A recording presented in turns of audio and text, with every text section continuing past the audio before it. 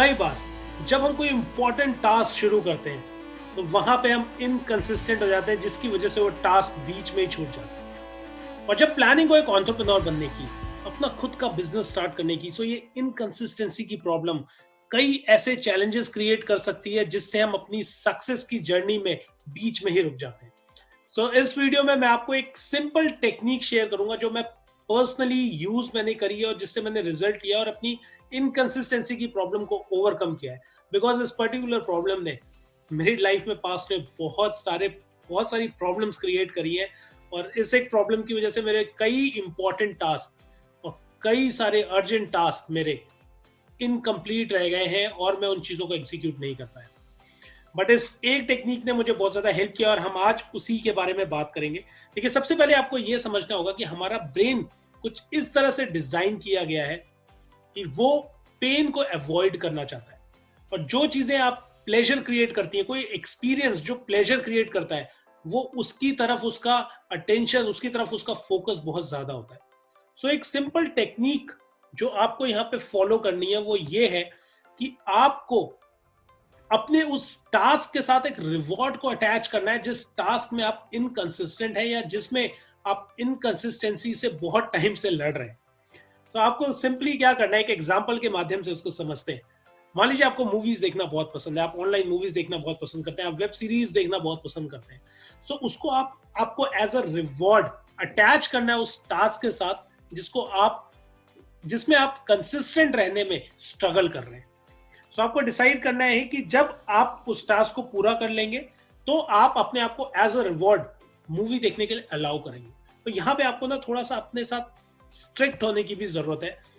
आपको एक तो ये डिसाइड करना है कि अगर आप उस पर्टिकुलर टास्क को पूरा नहीं कर रहे हैं तो आप बिल्कुल भी वो मूवी वॉच नहीं करेंगे या वो पर्टिकुलर रिवॉर्ड को आप एक्सेप्ट नहीं करेंगे या क्लेम नहीं करेंगे।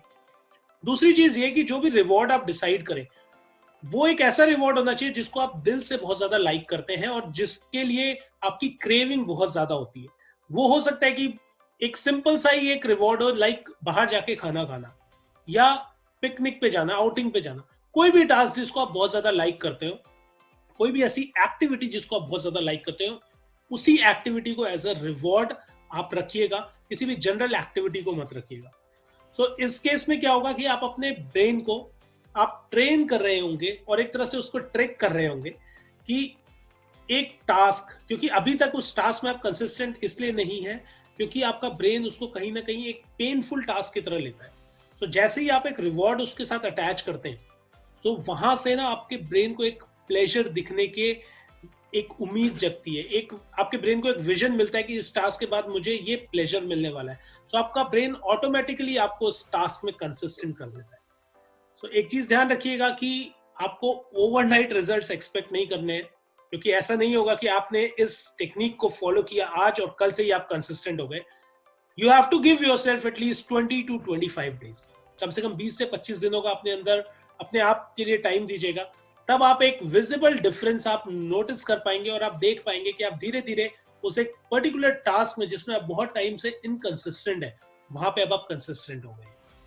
सो आपको ये चीज फॉलो करनी है और जब आप एक बार रिजल्ट को अचीव करें सो इस वीडियो पे वापस आइएगा, इसके कमेंट सेक्शन में जाइएगा और आप बताइएगा कि आपने अपने कौन से टास्क में कंसिस्टेंसी को अचीव किया और उसको अचीव करने के लिए आपको कितने दिन लगे, ताकि आप दूसरे लोगों के लिए एक इंस्पिरेशन बन पाए और दूसरे लोगों को इंस्पायर कर पाए।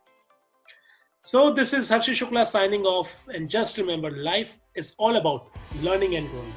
सो इस चैनल को लाइक करिए, सब्सक्राइब करिए, बेल आइकन को हिट करिए ताकि आप अपनी लर्निंग को कंटिन्यूअसली अपग्रेड करते रहे। I will see you in the next video. Till then, bye bye and take care.